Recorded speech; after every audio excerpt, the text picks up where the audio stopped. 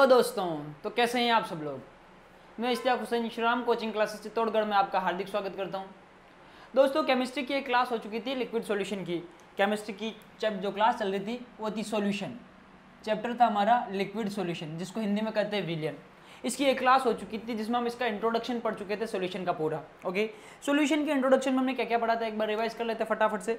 हमने सॉल्यूशन के अंदर देखा कि सॉल्यूशन जो होता है, विलियन जो होता है, वो दो अंगों से मिलकर बना होता है। इसको द्विअंगी विलियन या बाइनरी सॉल्यूशन कहते हैं। और बाइनरी सॉल्यूशन के अंदर आपको एक सॉल्यूट देखने को मिलेगा, एक सॉल्वेंट देखने को मिलेगा, एक विलय होगा और एक विलायक होगा। विलय वो होगा जिसकी कंसंट्रेशन या सांद्रता कम होगी, और विलायक वो होगा जिसकी कंसंट्रेशन या सांद्रता ज़्यादा होगी। यानी कि एक सॉल्यूट होगा, एक सॉल्वेंट होगा। जो ज़्यादा होगा वो सॉल्वेंट होगा, जो कम होगा वो सॉल्यूट होगा। और इसको अच्छे से समझाया था। इसके बाद होमोजेनस और हेटेरोजेनस स्टेट बताई थी। इसके बाद टाइप्स ऑफ सॉल्यूशन हमने डिस्कस कर लिए थे। टाइप्स ऑफ सॉल्यूशन डिस्कस करने के बाद जो अगला हमको पढ़ना होता है चैप्टर के अंदर, that is units of concentration. ये हमारा अगला टॉपिक रहेगा, units of concentration of solution. Concentration of solution okay. इसको हिंदी में कहते हैं विलियन की सांद्रता इकाइयाँ। पूरा नहीं लिख रहा हूँ, शॉर्ट में सांद्रता इकाइयाँ। मतलब आप कैसे कैसे इसकी कंसंट्रेशन को मेजर करते हो, सांद्रता इकाइयाँ कौन कौन सी होती है। तो आपकी सांद्रता इकाइयाँ आज चलने वाली है। ओके दोस्तों, सांद्रता इकाई ये आज जो अपन पढ़ने वाले हैं, इसको आप बिल्कुल भी स्किप या मिस मत कीजिए, क्योंकि ये जो टॉपिक अपन पढ़ेंगे इसमें अपन क्या क्या जानेंगे। सबसे पहले अपन परसेंटेज के बारे में जानेंगे। परसेंटेज कंसंट्रेशन क्या होती है। तो परसेंटेज कंसंट्रेशन जानने के बाद हम जो पढ़ने वाले हैं मोलरिटी और मोलेलिटी, यानी कि मोलरता और मोललता पढ़ने वाले हैं। और ये इतना इंपॉर्टेंट टॉपिक है कि आपने अगर ट्वेल्थ केमिस्ट्री और 11th केमिस्ट्री के प्रैक्टिकल की हैं तो आपने टाइट्रेशन जरूर की होगी। याद करो, आप एक ब्यूरेट लेते थे और ब्यूरेट के अंदर जो है पोटेशियम परमैंगनेट या कुछ और भी जो है आप भरते थे। फिर एक पिपेट लेते थे और पिपेट के अंदर आप क्या करते थे, 20 ml टाइट्रेशन का रहेगा वॉल्यूम, उसमें आप ऑक्सैलोएसिटिक एसिड या बाकी कोई भी सॉल्यूशन लेते थे। फिर उसको जो है पिपेट को मुंह से खींचते थे, फिर उसके अंदर डालते थे, सारा सब कुछ करके देखते थे। तो फिर आपने कभी ये सोचा है कि आप प्रैक्टिकल करते हो, तो वो प्रैक्टिकल आपकी थ्योरी में कहाँ पर आ रहा है। तो वो जो आप प्रैक्टिकल करते हो, m1 v1 बराबर m2 v2 कैलकुलेशन करते हो, वो कैलकुलेशन का बेसिक कंसेप्ट क्या है, वो कहाँ से निकल के आती है, क्यों करना पड़ता है, वो सारा वो मोलरिटी सारा सब कुछ अपन यहाँ पर सीखने वाले हैं। तो आज की क्लास में अपन जो सीखेंगे वो थ्योरी के हिसाब से इंपॉर्टेंट है, लेकिन साथ के साथ जो प्रैक्टिकल में आपने किया है या करने वाले हो, तो उसके लिए भी मोस्ट इंपॉर्टेंट है, यहीं से वो सारी कैलकुलेशन होगी। ओके, तो उसके भी थोड़े क्वेश्चन अपन प्रैक्टिस करेंगे। तो आइए स्टार्ट करते हैं। सबसे पहले अपन कंसंट्रेशन पढ़ते हैं। अपन कंसंट्रेशन क्या होती है इसको समझते हैं। तो आपने अगर सॉल्यूशन देखा हो, अगर आप लैब में कभी गए हो केमिस्ट्री लैब में, तो आपने सॉल्यूशन देखा होगा, विलियन देखा होगा। जैसे मान लो एग्जांपल बात करते हैं, अपन मान लो कोई रिएक्शन करा रहे हैं, मान लो अपन है जो सॉल्ट एनालिसिस कर रहे हैं, तो आपको ये लिखा होगा, आपने ये किया होगा कि इसमें HNO3 डालेंगे, ये लिखा होगा इसमें H2SO4 डालेंगे, ये लिखा होगा इसमें HCl डालेंगे। तो जो कुछ आप डालते हो आपको ये बताना होता है आप कौन सा डालो, डाइल्यूट डाल रहे हो, कंसंट्रेट डाल रहे हो। मतलब सॉल्यूशन जो होता है वो एक तो डाइल्यूट होता है, एक कंसंट्रेट होता है, जिसको हिंदी में तनु और सांद्र कहा जाता है। तो डाइल्यूट या कंसंट्रेट होने का क्या मतलब है, आइए देखते हैं। तो सॉल्यूशन होगा या तो डाइल्यूट होगा, डाइल्यूट ओके, या फिर डाइल्यूट सॉल्यूशन होगा, या फिर वो कंसंट्रेट सॉल्यूशन होगा, कंसंट्रेट सॉल्यूशन होगा, जिसको डाइल्यूट को हिंदी में कहेंगे तनु विलियन, या तो ये तनु विलियन होगा, या फिर अपन कहेंगे ये सांद्र विलियन होगा। अब ये सांद्र होना या तनु होना क्या बताता है, देखना दोस्तों। आपको जो भी कंसंट्रेट सॉल्यूशन होता है उसके लिए बोला जाता है कि आपने ग्लव्स नहीं पहन रखे, तो आप इसको हाथ मत लगाओ, इससे दूर रहो। ओके, जैसे आप एसिड ले रहे हो तो कंसंट्रेट एसिड से दूर ही रहना है ना। डाइल्यूट तो एक बार फिर भी आपको बच सकते हो, लेकिन कंसंट्रेट खतरनाक होता है। तो देखना कंसंट्रेट का मतलब क्या है। कंसंट्रेट का मतलब है कि ऐसा सॉल्यूशन जिसके अंदर क्या ज्यादा है, सोल्यूट ज्यादा है, विलेय ज्यादा है। और डाइल्यूट का मतलब जिसमें क्या है, विलेय कम है। अच्छा, समझने के लिए क्लासों के अंदर ऐसे बोलते हैं डाइल्यूट हो जिसमें पानी मिला है, और कंसंट्रेट हो जिसमें पानी कम है। नहीं मिला तो ऐसे बोल नहीं सकते, कंसंट्रेट मतलब पानी कम है इसमें, ऐसा समझने के लिए बोला जाता है। अब पानी जो है, हकीकत में नॉर्मल पानी काम में रहता है, डिस्टिल्ड वाटर काम में रहता है, अशुद्ध जल। तो जो पानी है वो क्या है, सोलवेंट है। तो हम बोल रहे डाइल्यूट की बात करें तो डाइल्यूट में पानी ज्यादा है, या तो ऐसे बोल दो, या फिर इसको अच्छे से बोलो कि पानी ज्यादा है यानी कि विलायक ज्यादा है, तो विलेय क्या है, कम है। यानी इसमें सोल्यूट की कंसंट्रेशन कम होती है, यानी सोल्यूट जो होता है वो लेजर अमाउंट में होता है। सोल्यूट जो होता है ये लेजर अमाउंट में होता है, लेजर अमाउंट में होता है, यानी ये कम मात्रा में होता है। कम मात्रा में क्या होता है, सोल्यूट या विलेय कम मात्रा में होता है। विलेय कम मात्रा में होता है, ऐसे विलेय को अपन क्या कहते हैं, डाइल्यूट सॉल्यूशन या तनु विलेय कहते हैं। अब देख लो इस, यानी कहता हूँ ज्यादा किससे, इसके कंपैरिजन में, डाइल्यूट के कंपैरिजन में ज्यादा होता है। तो relatively relatively higher concentration than dilute। Dilute की तुलना में थोड़ी सी ज्यादा कंसंट्रेशन होती है किसमें, कंसंट्रेट सॉल्यूशन में, सांद्र विलय में। तो इसमें अधिक सांद्रता में विलय होता है, अधिक मात्रा में, सांद्रता में अधिक मात्रा में विलय होता है। विलय की मात्रा जो होती है वो अधिक होती है और इसमें विलय की मात्रा कम होती है। तो उम्मीद करता हूँ आप सारा समझ लोगे। डाइल्यूट किसको कहेंगे, डाइल्यूट अपन उसको कहेंगे जिसमें सोल्यूट जो है वो कम है, और अपन कंसंट्रेट किसको कहेंगे जिसमें सोल्यूट की मात्रा जो है वो ज्यादा है। डाइल्यूट और कंसंट्रेट समझ गया अपन। तो इसके बाद अपन देखते हैं आगे सांद्रता इकाइयां शुरू कर देते हैं।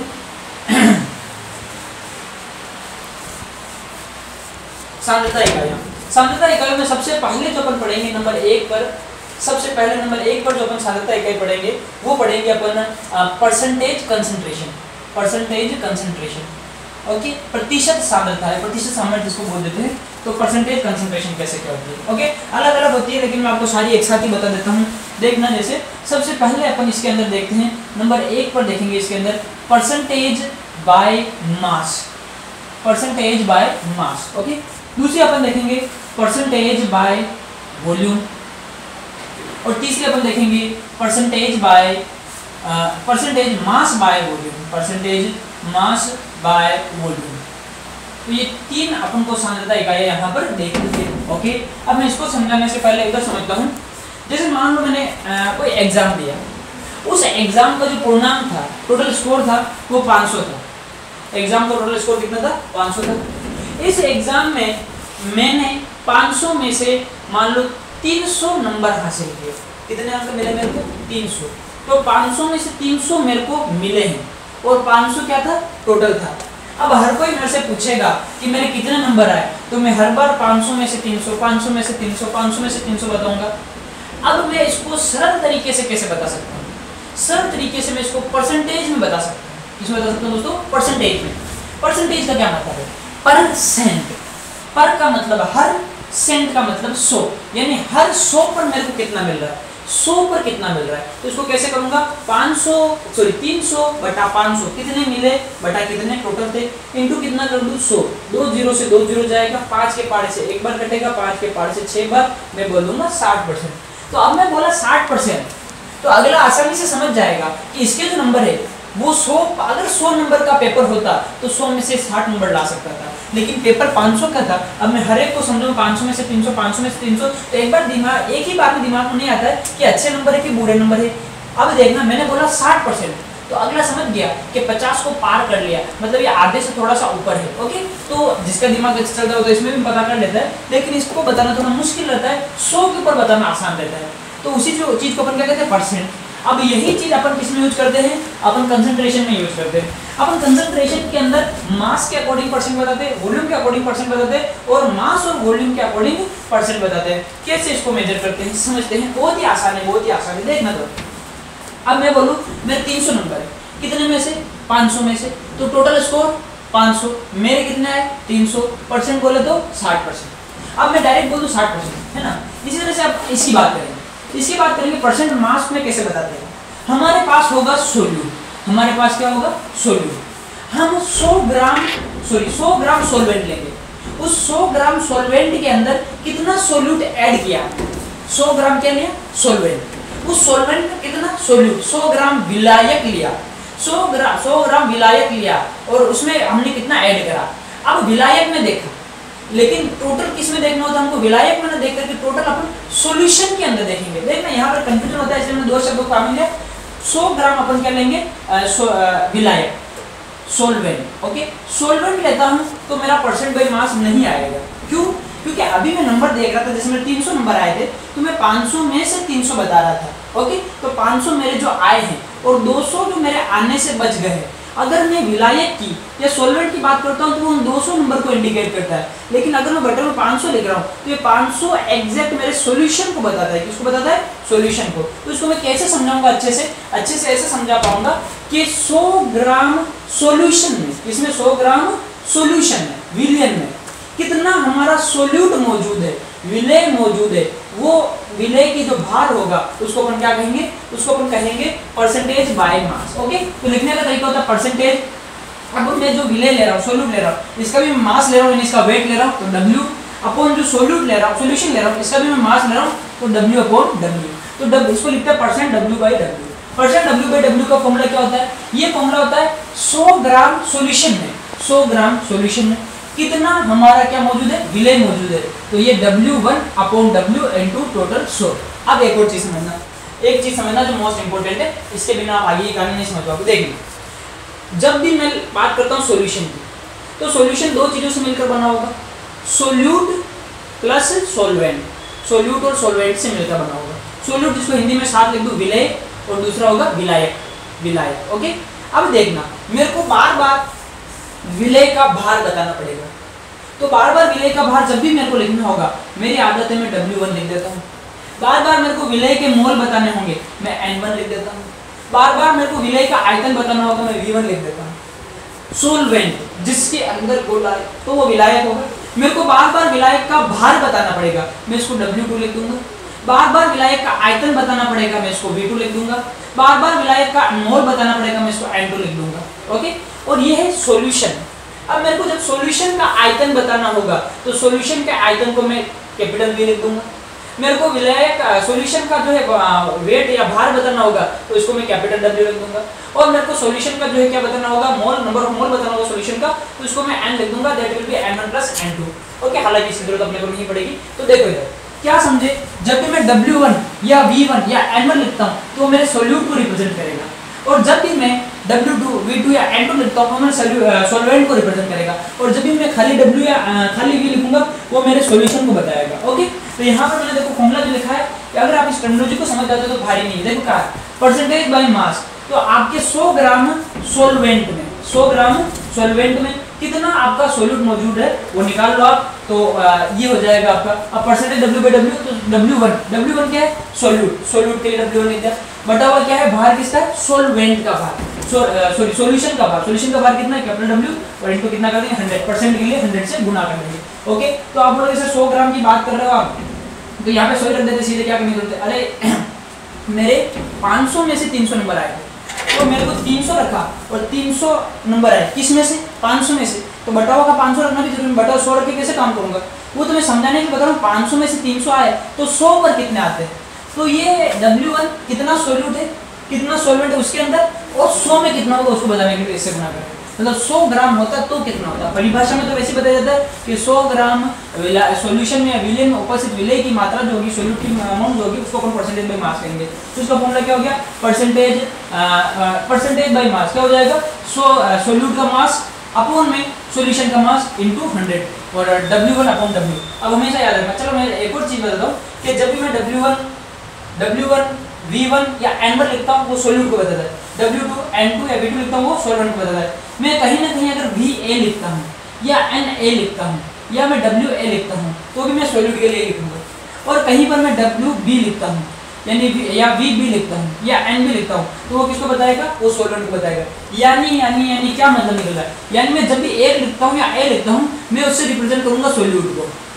जब भी मैं 2 लिखता हूँ या B लिखता हूँ, उससे मैं रिप्रेजेंट करूंगा सॉल्वेंट को। ओके, और मैं 1, 2 A B कुछ भी नहीं लिखता हूँ, तो वो रिप्रेजेंट करेगा मेरे सॉल्यूशन को। ओके, ये टर्मिनोलॉजी में यूज होगा। सब में अलग अलग हो सकता है, कोई किसी को 1 माने, किसी को 2 माने। मेरी आदत है मैं सोल्यूट को 1 मानता हूँ और सॉल्वेंट को 2 मानता हूँ, सोल्यूट को A मानता हूँ, सॉल्वेंट को B मानता हूँ। ओके, देखो इधर, तो ये फॉर्मूला आपको समझ में आया। परसेंटेज बाय मास, दोनों चीजें आपको क्या लेनी है? मास लेना है। सोल्यूट का मास अपॉन में सॉल्वेंट का मास इनटू सोल्यूट का मास अपॉन में सॉल्यूशन का mass into 100। Okay, next percentage by volume. तो परसेंटेज बाय वॉल्यूम का क्या मतलब है? अब यही चीज मैं देखूंगा, लेकिन किस में देखूंगा? वॉल्यूम के अंदर देखूंगा। मैं 100 ml कितना लूंगा? 100 ml, वो 100 ml लूंगा। उस 100 ml के अंदर सॉल्यूशन के अंदर मेरा सोल्यूट कितना मौजूद है, उसको मैं क्या कहूंगा? Percentage by volume. तो कैसे लिख देंगे इसको? परसेंटेज। अब मैं जो सोल्यूट ले रहा हूँ उसका भी वॉल्यूम लूंगा, और जो मैं क्या ले रहा हूँ सॉल्यूशन ले रहा हूँ उसका भी मैं वॉल्यूम लूंगा। तो ये इसको लिखने का तरीका, परसेंटेज बाय वॉल्यूम को ऐसे भी लिख सकते हैं, कैसे? Percentage V by V। तो इसका मतलब क्या बता रहा है कि आप दोनों चीजें किस में माप रहे हो? वॉल्यूम में ही माप रहे हो। ओके, तो यहाँ पर क्या लेंगे? वॉल्यूम ऑफ सोल्यूट यानी V1 upon volume of solution यानी कैपिटल V इनटू कितना कर देंगे? 100। तो ये जो होगा फॉर्मूला हमारा परसेंटेज बाय वॉल्यूम का हो जाएगा, है ना, परसेंटेज बाय वॉल्यूम का। नेक्स्ट तीसरा तरीका जो है क्या है? Percentage percentage mass by volume. Percentage mass by volume का मतलब क्या होता है? परसेंटेज मास बाय वॉल्यूम का मतलब होता है कि एक चीज जो आप लोगे उसका लोगे मास और सॉल्यूशन का आप क्या लोगे वॉल्यूम। तो इसमें होगा, इसको लिखते हैं परसेंटेज W बाय V, इसको लिखने का तरीका परसेंटेज W बाय V। इसमें आप जो सॉल्यूट लोगे उसका तो आप देखोगे मास यानी W1, अपन जो सॉल्यूशन होगा उस सॉल्यूशन का देखोगे वॉल्यूम यानी कि कैपिटल V इनटू 100 से कर दोगे। ओके, तो ये आपका तीसरा यूनिट हो गया, क्या हो गया? Percentage W by V। तो कंसंट्रेशन की 3 यूनिट जो होती है मेजर, हालांकि बहुत सारी होती है, आप एक दूसरे से कन्वर्ट कर सकते हो, लेकिन आप ये 3 मेन फॉर्मूला दिमाग में बैठा देते हो तो कहीं पर कोई दिक्कत नहीं होगी। परसेंटेज बाय मास, आपको 100 ग्राम क्या लेना है? सॉल्यूशन, उसके अंदर कितना सॉल्यूट मौजूद है, that is percent W by W। 100 ml आपने सॉल्यूशन लिया, उसके अंदर कितना सॉल्यूट मौजूद है, तो परसेंटेज V बाय V। और 100 ml आपने सॉल्यूशन लिया, उसके अंदर कितना भार सॉल्वेंट का मौजूद है, सॉरी सॉल्यूट का मौजूद है, that will be W by V। Okay, और सबसे कॉमन कौन सा, ध्यान रखना, मोस्ट कॉमन यूज किया जाने वाला ये मोस्ट कॉमन है। ओके, सबसे ज्यादा ये यूज किया जाता है, जो आप मार्केट से जैसे कोई दवाई वगैरह लेके आते हो पीने की, तो परसेंटेज W बाय V उसके पीछे लिखा होता है, देखने में। इसके लिए क्वेश्चन कर लेते हैं ताकि क्लियर हो जाए। क्वेश्चन क्या है, मैं ऐसे बना लेता हूँ क्वेश्चन फटाक से। मेरे को 2% W by V, 2% W by V एक्वस NaCl का 500 ml सॉल्यूशन बनाना है। कितना बनाना है? 500 ml। तो मेरे को कितना ग्राम मेरे को NaCl लेना पड़ेगा, कितना ग्राम NaCl लेना पड़ेगा, ये मेरा क्वेश्चन है। क्या क्वेश्चन है? मैं 2% W बाय V का एक्वस सॉल्यूशन बनाना चाहता हूँ NaCl का मेरे को एक्वस सॉल्यूशन बनाना है। कितना बनाना है? 500 ml बनाना है। तो इसके लिए मेरे को कितना NaCl लेना पड़ेगा? तो सोल्व करते हैं, बहुत ही आसान। देखो इस क्वेश्चन को अगर सोल्व करते हो आप, तो इस क्वेश्चन को सोल्व करो, क्या बनाना है? Percent W by V, percent W by V, percent W by V बराबर W1 upon V into 100। Okay, percent W by V कितना है अपना? 2%। कितना परसेंट एक्वस बनाना है? 2% का, तो ये 2 बराबर W1 वो मास है जो अपन को लेना है, किसका? NaCl का, ये तो अपन को निकालना है। अपन में V कितना बनाना है अपन को? 500 ml, तो ये रहा 500 इनटू ये 100, 2 0 से 2 0 कट गया, 5 इधर आ जाएगा, तो कितना हो जाएगा? 10 बराबर W1, यानी कि 10 ग्राम मेरे को NaCl रिक्वायर होगा। मेरे को 2% W बाय V NaCl का एक्वस सॉल्यूशन बनाना है 500 ml, तो मेरे को 10 ग्राम किसी भी होगी NaCl की जरूरत होगी। ये आपकी पहली यूनिट कंप्लीट होती है। परसेंट क्या हो गया आपका? परसेंटेज कंसंट्रेशन हो गया, परसेंटेज बाय मास हो गया, परसेंटेज बाय वॉल्यूम हो गया, percentage by mass by volume हो गया, तीनों कंप्लीट हुए, पहली यूनिट कंप्लीट हुई।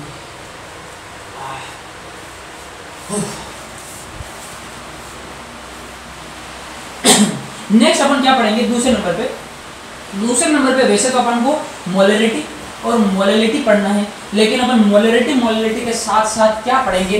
इसके साथ अपन पढ़ेंगे, इससे पहले अपन पढ़ेंगे मोल कंसेप्ट। आप लोग 11 में पढ़ के आए हो, लेकिन यहाँ पर मोल कंसेप्ट की खास जरूरत होती है, तो मोल कंसेप्ट में थोड़ा सा यहाँ पर भी बात करूंगा। ओके, हाँ जी, अपन को मोल कंसेप्ट पढ़ना है, लेकिन मोल कंसेप्ट से पहले मैं आपको एक और यूनिट पढ़ाता हूँ, दूसरी वाली ppm एंड ppb। तो दूसरी यूनिट है ppm एंड ppb। ओके, ये क्या होता है इसको भी समझ लेते हैं अपन।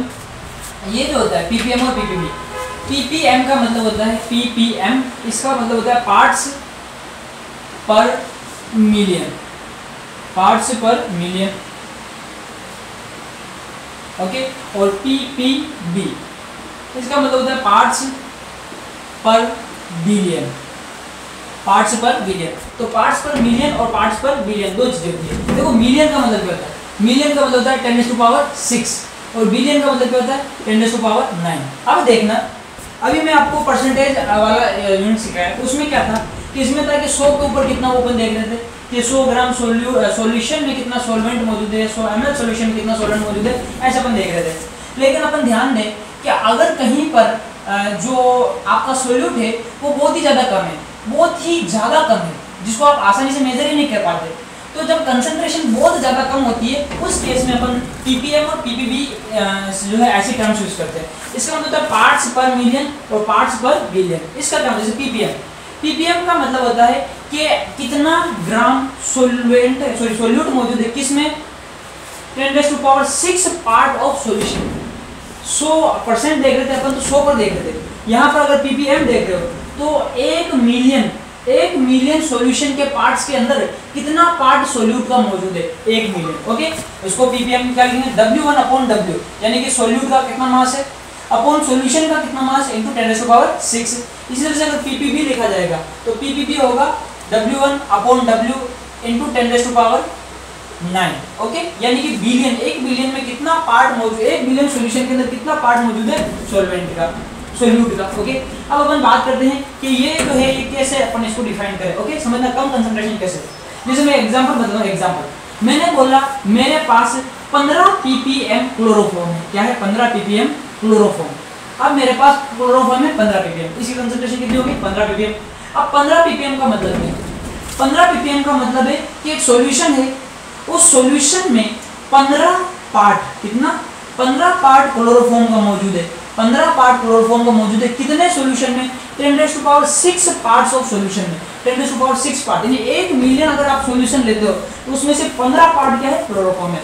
ऐसे समझ सकते हो आप। मेरे पास 1 मिलियन रुपए, कितने हैं? 1 मिलियन रुपए। उन 1 मिलियन रुपयों में सिर्फ 15 मेरे पास एक के सिक्के हैं। 1 मिलियन रुपया, 1 मिलियन रुपए कितना? तो बहुत सारा। उसमें मेरे पास सिर्फ 15 एक के सिक्के हैं। तो मतलब एक के सिक्कों के अंदर 15, लेकिन उनकी तुलना में कितना कम है ना? कि आप 1 मिलियन के अंदर से 15 सिक्के देख रहे हो। वैसे ही समझो कि यहाँ पर टोटल सॉल्यूशन का कितना है? टोटल सॉल्यूशन का 10⁶, 1 मिलियन सॉल्यूशन, उसके अंदर हमारा सॉल्यूट कितना है? सिर्फ 15 पार्ट मौजूद है। तो ये कंसंट्रेशन बहुत कम है। तो जब ये कंसंट्रेशन बहुत कम होती है तो आप उसको परसेंट के हिसाब से नहीं बता सकते, उसको आप पीपीएम के हिसाब से बताते हो। और ज्यादा कम होती है तो फिर पीपीबी के हिसाब से बताई जाती है। जैसे आपने देखो फ्लोराइड की कंसंट्रेशन जो होती है इतनी हो जाए तो फिर फ्लोरोसिस हो जाता है। तो फ्लोराइड की कंसंट्रेशन आप देखते हो फ्लोराइड की पीपीएम में बताई जाती है, देखा होगा आपने कहीं में। तो ये पीपीएम और पीपीबी होती है। तीसरी अपन पढ़ने वाले हैं अब मोलरिटी एंड मोलरिटी। तो मोलरिटी और मोलरिटी पढ़ेंगे, उससे पहले अपन एक मोल कंसेप्ट पढ़ लेते हैं।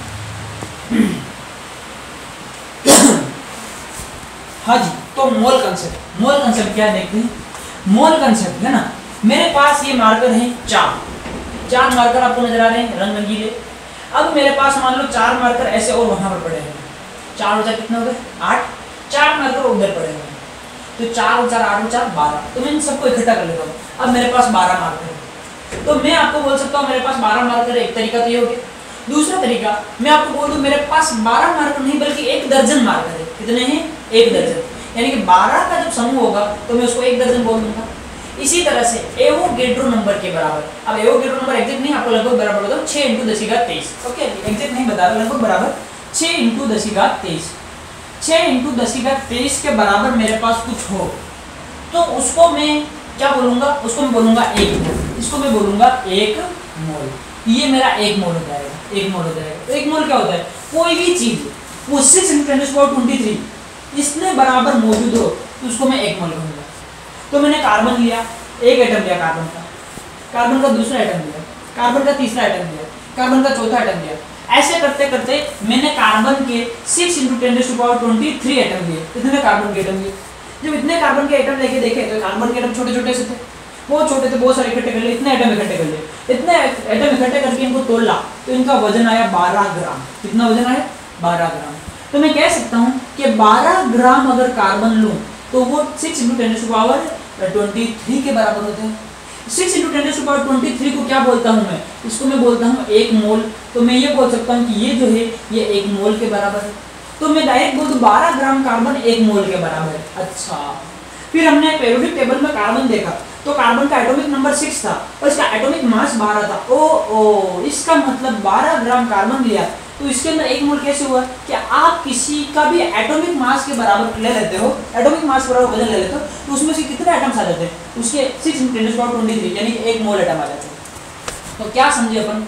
अगर मान लो मैं 12 की बजाय 24 ग्राम कार्बन लेता हूँ। कितने ग्राम? 24 ग्राम कार्बन। तो मेरे पास नंबर ऑफ एटम्स कितने हो जाएंगे? मेरे पास नंबर ऑफ एटम्स हो जाएंगे 12 × 10⁻23। 12 × 10⁻23 इसको मैं क्या बोलूंगा? 2 मोल बोलूंगा। 2 मोल बोलूंगा। ओके, तो मैं इसका वजन दुगना कर दूं तो मोल कितने हो जाएंगे? दुगने। ओके, तो यहाँ से क्या समझे? ये जो है ना, ये इसका एटॉमिक मास, इस एटॉमिक मास के बराबर वजन हो जाए तो 1 मोल, दुगना हो जाए तो 2 मोल। अब ये कार्बन इसी फॉर्म में रहता है। लेकिन अगर मैं ऑक्सीजन की बात करूँ, ऑक्सीजन एटम की, ऑक्सीजन जो होती है इसका एटॉमिक नंबर 6 इसका जो है परमाणु क्रमांक होता है वो 8 होता है और एटॉमिक मास इसका 16 होता है। तो ऑक्सीजन जो है ये 16 परमाणु इसका क्या कहते हैं, इसका द्रव्यमान संख्या 16 है, लेकिन ऑक्सीजन अकेले नहीं रहती, ये एक ऑक्सीजन दूसरी ऑक्सीजन के साथ बाइंड हो जाती है, ऐसे O डबल बॉन्ड ऐसे रहती है, ऐसे रहती है, इसको O2 गैस की फॉर्म में रहती है। अब एक ऑक्सीजन का एटॉमिक मास इतना है, अब दो जुड़ के एक मॉलिक्यूल बन गया, तो इसका मॉलिक्यूलर वेट बोलेंगे तो 16 तो एक का, और दूसरी एक और आ गई इसकी वजह से 32, तो 32। अगर मेरे पास 32 ग्राम ऑक्सीजन आ जाए, कितनी आ जाए, 32 ग्राम ऑक्सीजन, तो 32 ग्राम ऑक्सीजन गैस है ना, इसके साथ गैस लिखना जरूरी है। अगर ऑक्सीजन लिखता हूँ तो इसको गिनते हैं, और ऑक्सीजन गैस लिखता हूँ इसको हम लोग O2 कंसीडर कर रहे हैं।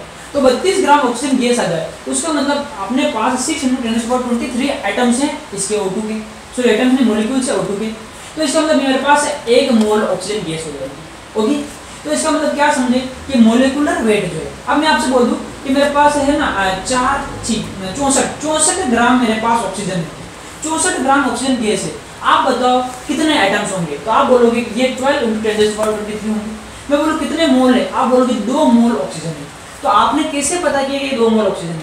आपको अगर नंबर ऑफ मोल पता करना था, नंबर ऑफ मोल यानी कि एन पता करना था, मैंने आपको जो वेट दिया, जो मास दिया, उस मास को आपने डिवाइड कर दिया मोलिकुलर वेट से। 64 के अंदर आपने किसका भाग दिया होगा, 32 का, तब जाके 2 आया होगा, यहाँ पर देखिएगा 2 आया होगा। तो कैसे आया होगा, आपको पास जो मास होगा उस मास को आपने डिवाइड किया होगा मोलिकुलर वेट से, तब आपका मोल आ गया। तो यहाँ पर एक बात हो चली, नंबर ऑफ मोल बराबर क्या होता है, मास अपॉन में मोलिकुलर वेट। तो नंबर ऑफ मोल होता है मास अपॉन मोलिकुलर वेट, ये एक फॉर्मूला हो गया। ओके, दूसरा एक और चीज सिखाता हूँ आपको। मेरे पास 6 × 10⁻23 अगर कोई भी चीज मौजूद है उसको मैं 1 मोल बोलूंगा। ओके, अब देखना मेरे पास मान लो कार्बन के एटम 12 × 10⁻23, तो ये कितना मोल होगा? आप बोलोगे सर जी 2 मोल होगा, अच्छी बात है। अगर मेरे पास ये हो जाएगा 18 × 10⁻23, तो कितना होगा? आप बोलोगे 3 मोल होगा। तो आपने ये 3 मोल या ये 2 मोल कैसे बताया?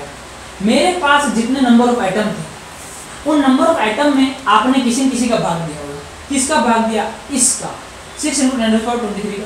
और इसको क्या बोलते हैं? इसको बोलते हैं Na, एवोगैड्रो नंबर या अवोगाद्रो संख्या। तो अपने पास नंबर ऑफ एटम होते हैं, नंबर ऑफ एटम ये नंबर ऑफ मॉलिक्यूल होते हैं, उसके अंदर अगर Na का भाग दे दें तो वो चीज भी किसको बताती है? मोल को। यानी मोल बताने का दूसरा तरीका क्या हो गया? Number of atom. अगर एटम है तो एटम, और एटम नहीं है तो आपके पास और लिख देता हूं, और मॉलिक्यूल।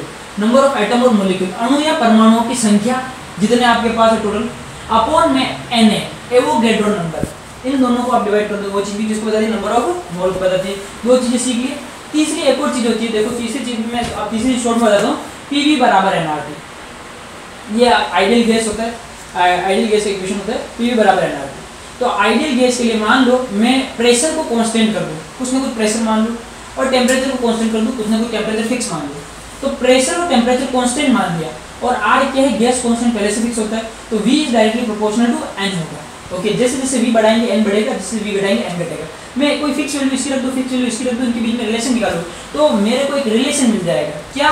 कि कोई भी गैस होती है, वो गैस जब 22.4 लीटर होती है, कितनी होती है? 22.4 लीटर, उस टाइम पे वो 1 मोल होती है। उस टाइम पे कितनी होती है?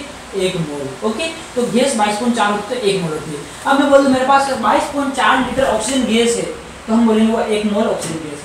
मैं बोल दूं मेरे पास मान लो 11.2 लीटर नाइट्रोजन गैस है, तो ये कितने मोल गैस होगी? तो देखो 22.4 और ये 11.2, तो इसका मतलब ये आधा मोल यानी 1/2 मोल नाइट्रोजन गैस है। तो आप लीटर से भी इसका कन्वर्जन कर सकते हो। अगर आपको नंबर ऑफ मोल बताना है गैस की टर्म्स में, आइडियल गैस की टर्म्स में, तो आपको देखना होगा वॉल्यूम, और वॉल्यूम में आप भाग लगा दो 12.4 का, 12.4 लीटर का, तो वो चीज किसको बताएगी? नंबर ऑफ मोल को। ओके, लेकिन इसमें कंडीशन अप्लाई होती है कि ये मैंने टेम्परेचर और प्रेशर फिक्स माना था, उसको बोलते हैं STP, या फिर इसको बोलते हैं NTP, नॉर्मल टेम्परेचर और प्रेशर, और standard temperature and pressure. Okay, तो ये चीज होती है। तो देखो नंबर ऑफ मोल को रिप्रेजेंट करने के कितने तरीके हो गए? नंबर ऑफ मोल को रिप्रेजेंट करने के 3 तरीके हो गए। अब कंफ्यूजन ना हो तो मैं सबको एक साथ लिख लेता हूँ। N बराबर क्या होगा? मास अपॉन में मोलिकुलर वेट बराबर, ये क्या है? N बराबर नंबर ऑफ एटम, या फिर इसी को बोल दो नंबर ऑफ मॉलिक्यूल जो आपके पास है। Okay, number of molecule upon में Na का मतलब एवोगैड्रो नंबर बराबर वॉल्यूम अपॉन में 22.4 लीटर। ओके, ये मोल्स का एक फॉर्मूला बन गया। पूरा पूरा एक फॉर्मूला, लेकिन इस जगह पर स्टैंडर्ड टेम्परेचर एंड प्रेशर या फिर इसको बोल दो नॉर्मल टेम्परेचर एंड प्रेशर, ये वैलिड होता है, ये लागू होता है तभी आप मान सकते हो, बाकी ये नहीं होता, ये हमेशा ही वैलिड है। ओके, तो आप मोल को कभी भी किसी को किसमें कन्वर्ट कर सकते हो। तो मैंने इसलिए सिखाया क्योंकि आगे जाकर मैं मोल में कन्वर्जन करूंगा तो आप घबराना मत कि कैसे कर दिया। जब भी मेरे को, जैसे मैं किसको यूज बोलूंगा, मास, मास में किसको बोलता हूँ, वेट है ना, तो यहाँ पर मास और वेट अपने लिए एक ही होगा। तो अपन जो है मास जो होगा, मास दिया होगा या फिर मोल को मास में कन्वर्ट करना होगा, तो मैं क्या लूंगा, मास अपॉन में मोलिकुलर वेट। ओके, और ये तो अपने काम में नहीं आएगा, सिर्फ ये काम में आएगा। आगे जाकर कहीं दिन एसटीपी पर मैं H2O2 का पढ़ाऊंगा, उस टाइम बताऊंगा कि नंबर ऑफ मोल के लिखूंगा मैं वॉल्यूम अपॉन में 22.4 लीटर। ओके, तो ये दोनों अभी इस चैप्टर में काम में आने वाले हैं, तो इन दोनों को देख लो, नंबर ऑफ मोल को ऐसे भी लिख सकते हैं, ऐसे भी लिख सकते हैं। हाँ जी, फटाक से अपन आगे देख लेते हैं, मोलिटी मोलिटी पा लेते हैं। हाँ, अब अपन बात करते हैं मोलिटी की एंड मोलिटी की। तो ये अब जो शुरू हो रहा है ये मोस्ट इंपोर्टेंट है, इसको आप बड़े ध्यान से देखना, मोलिटी और मोलिटी, मोलरता और मोलरता दोनों का क्या मतलब होता है, बहुत ही ध्यान से समझना। परिभाषा इनकी किताब में देखोगे एक एक लाइन की परिभाषा है और एक एक लाइन में ही खत्म है, और इसी एक लाइन पर आपका फ्यूचर डिपेंड करता है, क्योंकि यहाँ पर जो आप मोलिटी मोलिटी पढ़ते हो वो आपको लैब में काम करना होता है। अगर आप साइंस बैकग्राउंड से, आपके फर्स्ट ईयर वगैरह में भी केमिस्ट्री रहती है, तो वहाँ पर लैब में काम करना होता है। और जब भी आप लैब में काम करते हो बिना मोलिटी के और बिना मोलिटी के आप लैब में कुछ नहीं कर सकते, क्योंकि अगर आपको ये नहीं आता तो आपको कुछ नहीं आता। ओके, तो लैब में सबसे ज़्यादा जरूरी है। तो आइए मोलिटी मोलिटी को बेसिक्स समझते हैं, बिल्कुल बेसिक्स है। मैं बात करता हूँ मोलिटी की। अच्छा, हम अभी तक क्या क्या पढ़ चुके हैं, हम अभी परसेंटेज कंसंट्रेशन पढ़ सकते हैं जिसमें 3 तरह की पढ़ाती थी, उसके बाद पीपीएम और पीपी पढ़ाती थी। अब जो मैं लिखा रहा हूँ वो आपके एक तीसरे नंबर पर, एक चौथे नंबर पर, दोनों अलग अलग है, लेकिन मैं दोनों को एक साथ कंपेयर करके पढ़ा रहा हूँ। तो एक में पढ़ा रहा हूँ मोलरिटी, ओके, ये नंबर 3 पर हो जाएगी अपन, और एक में पढ़ा रहा हूँ मोलरिटी, ये नंबर 4 पर हो जाएगी मोलरिटी। मोलरिटी, मोलरिटी को अपन कैपिटल एम से डिनोट करते हैं और मोलरिटी को अपन स्मॉल एम से डिनोट करते हैं। ओके, तो ये क्या होता है, देखो किताबी लैंग्वेज, किताबी भाषा में एक ही बार में बोल देता हूँ, किताब क्या कहती है, 1 लीटर सॉल्यूशन के अंदर मौजूद सॉल्यूट मोलरिटी कहलाती है। उस सॉल्यूशन 1000 ग्राम या फिर 1 किलोग्राम सॉल्वेंट के अंदर मौजूद सॉल्यूट, उस सॉल्यूशन का मोलरिटी कहलाती है। खत्म, किताब में इतने और 2 फॉर्मूले दे रहे हैं। ओके, अब समझना है क्या मोलरिटी। मोलरिटी का मतलब क्या होता है, जब भी आप लैब में काम करते हो तो पहला क्वेश्चन, अगर आपने कभी प्रैक्टिकल भी किया हुआ टाइट्रेशन के, तो सबसे पहला question 2 molar solution, 3 molar solution या 2 मोलर सॉल्यूशन या 3 मोलर सॉल्यूशन। तो मैं सबसे पहले क्या करता हूँ, सॉल्यूशन बनाता हूँ। मैं सॉल्यूशन को बना रहा हूँ, आप मेरे को ध्यान से देखने में, सॉल्यूशन बनाने में क्या क्या कर रहा हूँ, मैं कैसे मोलर सॉल्यूशन बना रहा हूँ और मैं कैसे मोलर सॉल्यूशन बना रहा हूँ। जब मैं 2 सॉल्यूशन बनाऊंगा और आप ये सॉल्यूशन बनाना सीख गए तो आपके दिमाग में घुस जाएगी मोलरिटी और मोलरिटी। तो मैं अपने लिए ही क्वेश्चन तैयार कर लेता हूँ, भाई तू एक काम कर, तू 2 मोलार सॉल्यूशन बना, 2 मोलार सॉल्यूशन।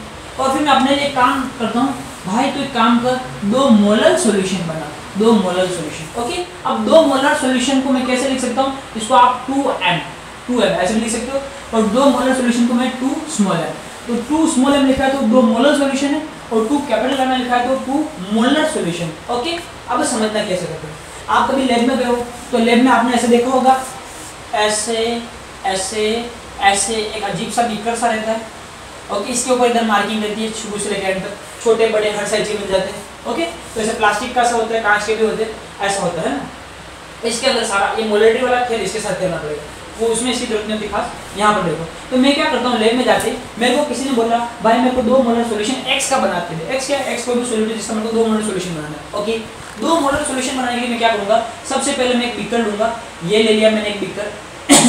अब बीकर के अंदर अगर मेरे को एक्स कोई भी चीज़ है जिसका मेरे को 2 मोलर सॉल्यूशन बनाना है, तो 2 मोलर का मतलब क्या है, 2 मोलर का मतलब है 2 मोल सॉल्यूट, जिसका भी आप बना रहे हो वो 2 मोल सॉल्यूट प्रेजेंट है 1 लीटर सॉल्यूशन के अंदर। ओके, तो सबसे पहले मैं उसके 2 मोल ले लूंगा, तो ये एक्स सॉल्यूट है, ये एक्स सॉल्यूट कोई है, इसके मैं 2 मोल इस बीकर में डालूंगा। कितने डालूंगा, 2 मोल। मैं 2 मोल ही क्यों डाल रहा हूँ, क्योंकि मेरे को 2 मोलार सॉल्यूशन बनाना है।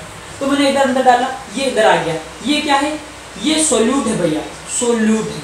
कितना सॉल्यूट है, 2 मोल। ओके, ये 2 मोल कितना जगह गिरेगा, अगर मान लो मैं कुछ ऐसा सॉल्यूट लिया जो कि सॉलिड फॉर्म में है, अगर वो सॉलिड फॉर्म है तो पेन में बैठ जाएगा, बिल्कुल कम जगह गिरेगा। या अगर मैं कोई ऐसा सॉल्यूट लूंगा जो लिक्विड फॉर्म है तो ये कुछ ज़्यादा जगह गिरेगा, कितनी जगह गिरता है उससे मेरे को कोई मतलब नहीं। लेकिन मैं उसको पहले इसके अंदर डाल दूंगा। कितना डालूंगा? 2 मोल। अब मैं 2 मोल कैसे मेजर करूंगा? मोल को तो देख नहीं सकते ना, तो इसीलिए तो मोल कंसेप्ट पढ़ाया कि मोल को मैं क्या करूंगा कि जो भी सॉल्यूट होगा उसका मोलर मास मेरे को पता होगा, डब्बे पे भी लिखा रहता, नहीं पता होता तो जिसमें से आप निकाल लो। मोलर मास पता है, अब मोलर मास पता है और आपको क्या है कितना, जैसे 2 मोल बोल दिया तो n बराबर W अपॉन मोलिकुलर मास या मोलर वेट। तो यहाँ पर मैं इसको इससे गुणा कर दूंगा तो मेरे को वेट मिल जाएगा। उतना वेट मैं क्या करूंगा, मशीन के अंदर तोड़ के और फिर इसके अंदर डाल दूंगा। ऐसे कर लेंगे 2 मोल कैसे पता करेंगे। ओके देखो 2 मोल सॉल्यूशन डाला 2 मोल सॉल्यूट डाला। अब क्या करूंगा, 1 लीटर सॉल्यूशन होना चाहिए। तो यहाँ पर इसकी मार्किंग रहती है 1 लीटर की, तो ये 1 लीटर जहाँ पर भी मार्किंग होगी वहां तक मैं इसके अंदर धीरे धीरे सोलवेंट यानी कि पानी ऐड करूंगा। तो ये मैंने ऐसे पानी ऐड किया, ऐसे पानी ऐड करता जाऊंगा तो ये क्या आ गया, ये सोलवेंट आ गया। कितना सोलवेंट आया उससे मेरे को कोई मतलब नहीं है, आप ये मत सोचना, क्योंकि सबसे ज्यादा गलती क्या करते हैं, सबसे ज्यादा गलती ये करते हैं कि बच्चे जो होते हैं वो सोलवेंट को 1 लीटर बोल देते हैं। सोलवेंट 1 लीटर नहीं है, टोटल मिला के 1 लीटर बनाना है हमको। सोलवेंट 1 लीटर नहीं लेना है, सोल्यूट लिया सोलवेंट डाला, दोनों मिलकर के 1 लीटर की मार्किंग तक होना चाहिए। ये मिलकर के 1 लीटर होना चाहिए। ओके, ये मिलकर के 1 लीटर होगा तो इसको अपन क्या कहेंगे, इसको अपन कहेंगे कि हमारा एक सॉल्यूशन बन चुका है। अब मैंने कितना सॉल्यूट लिया, 2 मोल। तो अब मैं बोलूंगा मेरे पास 2n का एक्वस सॉल्यूशन मौजूद है, क्योंकि अगर मैंने क्या डाला, पानी डाला। तो समझ गए होगे आप इसको। तो इसमें क्या किया हमने, 2 मोल सॉल्यूट लिया और फिर मार्किंग 1 लीटर थी, वहां तक हमने क्या डाला, सोलवेंट डाला। तो आप सोच सकते हो कि सोलवेंट 1 लीटर नहीं होगा, 1 लीटर से कुछ कम होगा। ओके, तो यहाँ पर हमने ऐसा कर दिया। अब इधर देखते हैं मोलर सॉल्यूशन कैसे बनाते हैं। मोलर सॉल्यूशन के लिए क्या किया जाता है, इसमें सबसे पहले मैं क्या करता हूँ, पानी लेता हूँ, पानी के बीकर लेता हूँ। बीकर लेने के बाद क्या करते हैं, बीकर लेने के बाद अपन 2 मोल बनाना है, 2 मोलर बनाना है, इसमें भी 2 मोल ही है, लेकिन ध्यान रखना इसमें जो 2 मोल थे वो 2 मोल 1 लीटर सॉल्यूशन में थे, और इसमें जो 2 मोल होंगे वो 2 मोल 1 kg सॉल्वेंट में होंगे। तो सबसे पहले मैं क्या करूंगा, जो मेरे पास x सॉल्यूट होगा उस x सॉल्यूट का मैं 2 मोल ले लूंगा, तो 2 मोल इस बीकर में डाला, तो 2 मोल इस बीकर में होगा, दैट इज सॉल्यूट। ये सॉल्यूट डाला, इस सॉल्यूट का कितना लिया मैंने, सॉल्यूट का मैंने 2 मोल ले लिया, सॉल्यूट का 2 मोल लिया। अब क्या करूंगा, सॉल्यूट का 2 मोल डालने के बाद अब मैं इसमें क्या डालूंगा, इसमें सोलवेंट डालूंगा। ये सोलवेंट डाला, ये सोलवेंट डाला। ओके, सोलवेंट डालूंगा। कितना सोलवेंट डालूंगा, ये सोलवेंट में 1 kg डालूंगा। कितना डालूंगा, 1 kg सोलवेंट, 1 किलोग्राम सोलवेंट डालूंगा, 1 किलोग्राम सोलवेंट डालूंगा। अब इसको मिला करके मैं कहूंगा ये हमारा जो है ये मोलर सॉल्यूशन तैयार है, 2 small m सॉल्यूशन तैयार है। ओके, इसकी मोलर कंसंट्रेशन 2 है। तो समझना यहाँ पर मैंने सोलवेंट 1 kg डाला है, 1 kg में और 1 लीटर में फर्क होता है। आप ये नहीं बोल सकते कि 1 लीटर पानी का वजन 1 किलोग्राम होगा। हाँ, 27 डिग्री सेल्सियस पर आप बोलो तो अलग बात है, लेकिन मान लो मैं 27 पर बात ना कर करके मैं 40 डिग्री सेल्सियस पर बात करता हूँ, तो उस टाइम पे आप ये नहीं बोल सकते कि 1 किलोग्राम पानी और 1 लीटर पानी बराबर होगा। ओके, अगर किसी को कंफ्यूजन है तो इसको समझाते, लेकिन वीडियो लंबा हो जाएगा। अगर आपको इसमें फिर भी कंफ्यूजन हो रहा है कि पानी क्यों 1 लीटर और 1 किलोग्राम बराबर नहीं होते, तो आप मेरे को बताना। तो नेक्स्ट जो भी क्लास होगी उसमें मैं क्लास शुरू करने से पहले इस बारे में और बात कर लूँगा, पानी कैसे इफेक्ट करता है इसको। ओके, हाल फिलहाल देखो यहाँ पर अपन मोलर और मोलर सॉल्यूशन समझ चुके हैं। मोलर सॉल्यूशन क्या होगा, मोलर सॉल्यूशन कैपिटल M, वो क्या होगा, सोल्यूट कितना मौजूद है टोटल 1 लीटर सॉल्यूशन में।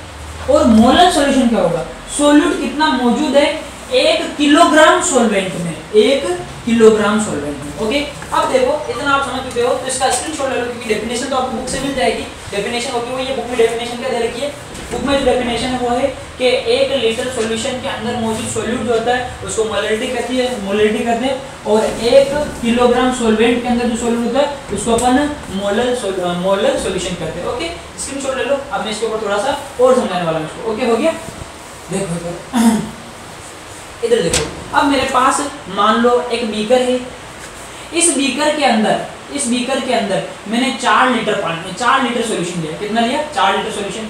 और वो 4 लीटर सॉल्यूशन के अंदर ये 4 लीटर, तो मैं इसको 4 लेयर्स में बांट लेता हूँ, 1 लेयर, दूसरी लेयर, तीसरी लेयर और चौथी लेयर। ये हर लेयर 1 लीटर को रिप्रेजेंट करती है। ओके, हर लेयर 1 लीटर को रिप्रेजेंट करती है। मैंने इसके अंदर कितना सॉल्यूशन लिया पहले बताता हूँ। मैंने 4 लीटर लिया है ना, 4 लीटर। इस 4 लीटर के अंदर मैंने पहले से ही क्या कर रखा था, मैंने पहले से ही कुछ ना कुछ सॉल्यूट डाल रखा था। अब वो सोल्यूट मैंने कितना डाला था, वो सोल्यूट मान लो मैंने 2 मोल सोल्यूट डाल रखा था, कितना 2 मोल पहले से डाल रखा था। तो 2 मोल सोल्यूट 4 लीटर में है, तो सोल्यूट तो घुल जाएगा और घुलने के बाद वो किसी एक जगह पे थोड़ी रुकता है, तो सब जगह फैल जाता है। तो अगर जैसे इसमें डाला और सोल्यूट इसमें घुल गया, तो अगर मैं मान लूँ ये 1 लीटर है, ये 1 लीटर है, ये 1 लीटर है, ये 1 लीटर है, ये 1 लीटर है, मैंने इसमें जो सोल्यूट डाल रखा था वो 2 मोल था, तो इस 2 लीटर में और इस 2 लीटर में इधर 1 मोल होगा और इधर 1 मोल होगा। ये मैं कैसे बोल रहा हूँ 1 मोल होगा, क्योंकि ये जो होता है ना ये होमोजेनियस डिस्ट्रीब्यूट होता है।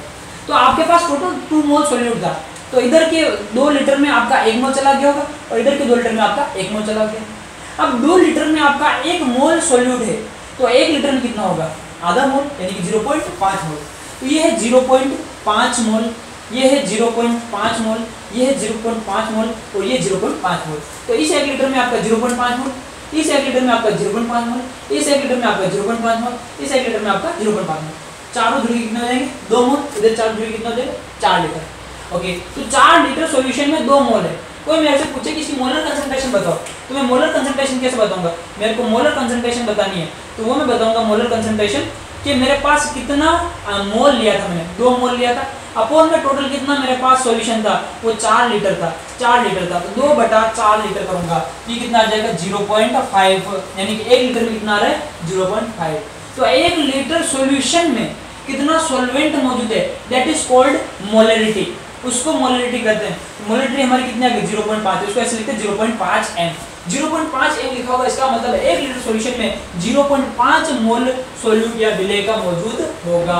ओके, तो ये तो मैंने आपको ऐसे चित्र से समझाया और ये आपको फॉर्मूले समझाया, तो आपको समझ में आ गया कि जितने हमने टोटल मोल लिए हैं उसमें टोटल वॉल्यूम का भाग देंगे, टोटल सॉल्यूशन के वॉल्यूम का भाग देंगे, तो क्या आ जाएगा, हमारी मोलरिटी आ जाएगी। तो एक मोलरिटी का फॉर्मूला बना लेते हैं फटाक से। मोलरिटी का फॉर्मूला क्या बनेगा, मोलरिटी का फॉर्मूला, मोलरिटी का फॉर्मूला बनेगा m बराबर क्या है, number of mole of solute. Okay, तो इसको n लिखो, n1 लिखोगे, सोल्यूट के मोल लेंगे n अपॉन में क्या लेंगे हम, टोटल सॉल्यूशन का, इसे n1 लिख देते हैं, तो टोटल सॉल्यूशन का क्या लेंगे अपन, वॉल्यूम।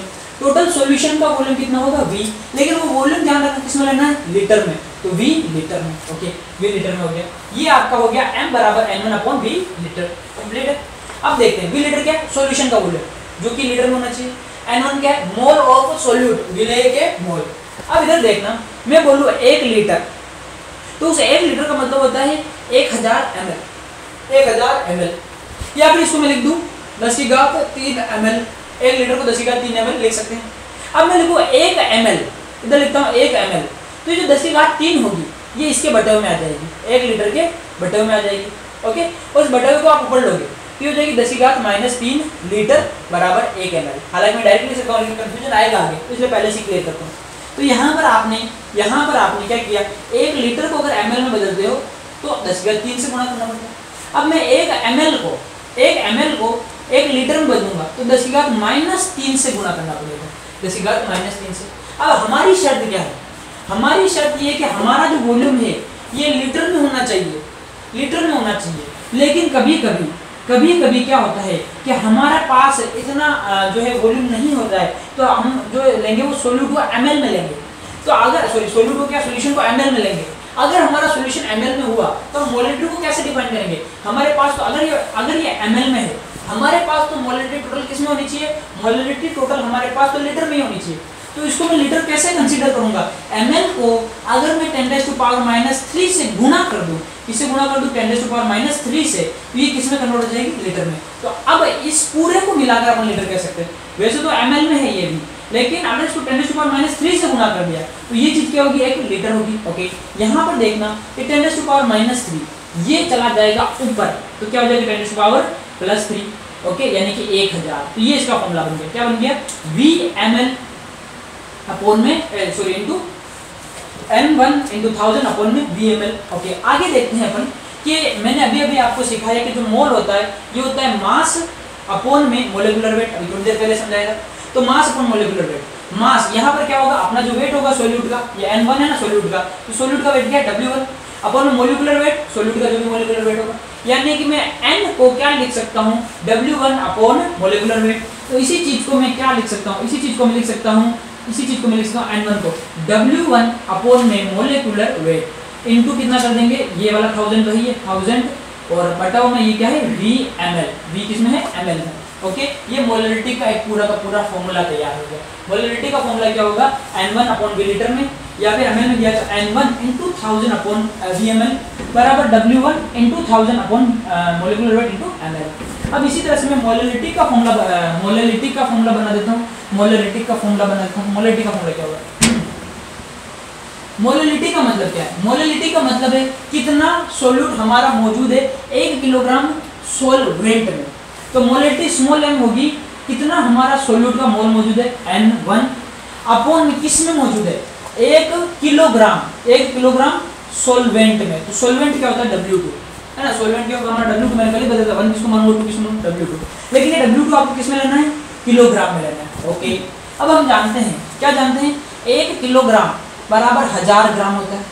इस 1000 ग्राम को मैं 10⁻³ ग्राम लिख सकता हूँ। ओके, तो यहाँ से मेरे को एक चीज समझ में आ गई कि अगर मैं 1 ग्राम लिखता हूँ तो क्या होगा 10⁻³ किलोग्राम। जब 1 किलोग्राम 10⁻³ ग्राम के बराबर होगा तो 1 ग्राम 10⁻³ किलोग्राम के बराबर होगा। ओके, अब कभी कभी क्या होता है कि मेरे पास सोल्यूट इतना नहीं होता है कि किलोग्राम में तोल पाऊँ, और हमेशा ऐसे ही होता है, हमेशा ग्राम में ही तोला जाएगा। तो ग्राम में तोलूंगा मैं, तो मेरे पास N1 तो N1 है, लेकिन जो W2 होगा ये W2 मेरे पास अगर ग्राम में होगा, लेकिन परिभाषा क्या कहती है, डेफिनेशन क्या कहती है कि जो आपका W2 है वो किस में होना चाहिए, वो आपका W2 किलोग्राम में होना चाहिए। तो इस ग्राम को मेरे को किलोग्राम में कन्वर्ट करना है तो किससे गुणा करना पड़ेगा, 10⁻³ से गुणा करूंगा। तो अब इसको ओवरऑल में किलोग्राम में समझ सकता हूँ कि किलोग्राम में। अब मैंने इसको 10⁻³ से गुणा 10⁻³ से गुणा किया, ये 10⁻³ पलट के ऊपर जाएगी, क्या हो जाएगी 10⁻+3, तो 10⁻+3 हो जाएगा। तो इसको मैं कैसे लिख दूंगा, इंटू 10⁻+3, और 10⁻+3 को कितना लिख सकता हूँ, 1000 लिख सकता हूँ। ओके, अब देखना आगे देखना आगे क्या हो जाएगा N1। अब N1 को मैं क्या लिख सकता हूँ, अभी सीखा था। N1 क्या होगा, W1 अपॉन में W1 का मोलिकुलर वेट, तो इसको मैं लिख दूंगा N1 को W1 अपॉन में W1 जो भी होगा इसका मोलिकुलर वेट इंटू 1000 ऊपर का ये, और ये नीचे वाला क्या है W2 जो कि किसमें है, ग्राम में है। ओके, तो ये आपका मोलरिटी का फॉर्मूला बन गया, ये मोलरिटी का फॉर्मूला बन गया ये मोलरिटी का फॉर्मूला बन गया। ओके, तो ये मोलरिटी और मोलरिटी आपका कंप्लीट हुआ। अब अपन देखते हैं कि मोलरिटी के अंदर, इस फॉर्मूले के अंदर देखो आपको वॉल्यूम दिखाई दे रहा है, लेकिन मोलरिटी के अंदर आपको कहीं पर भी वॉल्यूम नजर नहीं आ रहा है। जिस फॉर्मूले में आपको वॉल्यूम नजर आता है वो टेम्परेचर डिपेंडेंट है। आपने PV बराबर nRT पढ़ा है, वो तो गैसेस के लिए होता है, लेकिन आप इतना तो जानते हो कि अगर कोई लिक्विड है और उसको मैंने गर्म किया तो उसका थर्मल एक्सपांशन वो बढ़ेगा, उसका वॉल्यूम बढ़ेगा। तो अगर मान लो मैं अलग अलग टेम्परेचर पर देखता हूँ तो ये अलग अलग मिलती है। ओके, तो ये जो होती है, पहले इसका यूनिट देखते हैं, मोलरिटी का यूनिट क्या होगा, ये क्या है, नंबर ऑफ मोल, n क्या है, मोल। इसका यूनिट देख लेते हैं, यूनिट क्या बनेगा, इसका यूनिट बनेगा मोल। ओके, अपॉन में क्या है, लीटर, तो मोल पर लीटर। ओके, मोल पर लीटर। और मोलरिटी का यूनिट क्या बनेगा, इसका यूनिट बनेगा ऊपर तो क्या है मोल, अपॉन में क्या है किलोग्राम, तो मोल पर केजी। तो मोल पर केजी होता है मोलरिटी का यूनिट, और मोल पर लीटर होता है मोलरिटी का यूनिट। अब ये पूछा जाए कि मोलरिटी और मोलरिटी में कौन सी ज़्यादा अच्छी है, ओके, या फिर कौन सी खराब है, तो इसके लिए मैं पहले आज की क्लास ज़्यादा लंबी तो नहीं होगी, आज की क्लास में क्या बताता हूँ, आज की क्लास में ये बता देता हूँ कि इसकी जो यूनिट ये जो होता है ये टेम्परेचर पर डिपेंड करता है, ये टेम्परेचर पर डिपेंड करता है, टेम्परेचर डिपेंडेंट। ओके, और ये जो मोलरिटी होती है ये टेम्परेचर पर डिपेंड नहीं करती, तो ये टेम्परेचर इंडिपेंडेंट। ओके, अब सवाल पैदा होता है कि मोलरिटी और मोलरिटी में कौन सी ज़्यादा अच्छी है, किसको अपन ज़्यादा यूज करें, किसको ज़्यादा प्रेफर करें। तो ये अपन अब क्लास ज़्यादा लंबी होगी इस वजह से जानेंगे कल। तो कल की क्लास काम क्या रहेगा, कल की क्लास में अपन देखेंगे कि मोलरिटी और मोलरिटी में कौन सी बेस्ट है, कौन सी अच्छी है। ओके, ये बताएंगे। इसके बाद अच्छी है या बुरी है तो क्यों है, क्या फर्क पड़ रहा है, वो देखेंगे। इसके बाद अपन देखेंगे एक प्रैक्टिकल जो होता है, इसमें M1V1 बराबर M2V2 जो अपन यूज करते हैं, वो इसमें थ्योरी में तो कहीं पर नहीं आ रहा है, लेकिन मैं एक्स्ट्रा में ऐसे बता दूंगा क्योंकि इस चैप्टर से जुड़ा हुआ है, इसी चीज से जुड़ा हुआ है। तो मैं M1V1 बराबर M2V2 जो आप प्रैक्टिकल के अंदर कैलकुलेशन करते हो टाइट्रेशन वगैरह में, तो वो कैसे करते हो, क्यों करते हो, इसका लॉजिक क्या होता है, कुछ कैलकुलेशन भी अपन करेंगे, वो वाला सीख लेंगे, और इसको अपन प्रूव भी करेंगे M1V1 बराबर M2V2, और प्रूव करना 2 मिनट का काम है। ओके, इसके बाद क्या करेंगे, इसके बाद अपन नॉर्मलिटी की बात करेंगे, उसके बाद मोल फ्रैक्शन की बात करेंगे, और इसके बाद अपन हाइड्रोजन जो H2O2 जो होता है हाइड्रोजन पेरोक्साइड, उसका वॉल्यूम स्ट्रेंथ क्या होता है उसकी थोड़ी सी चर्चा करेंगे। और ये करने के बाद अपन कंसंट्रेशन यूनिट खत्म हो जाएगी, और कंसंट्रेशन यूनिट खत्म होने के बाद अपन सोलिबिलिटी पर आ जाएंगे और सोलिबिलिटी की बातें करेंगे। उम्मीद करता हूँ आपको आज की क्लास अच्छी लगी होगी। इसको ज़्यादा से ज़्यादा शेयर करना, लाइक करना, चैनल को सब्सक्राइब करना और दबा के शेयर करो यार, थोड़ा कम कर रहे हो तुम लोग, ऐसा मत करो।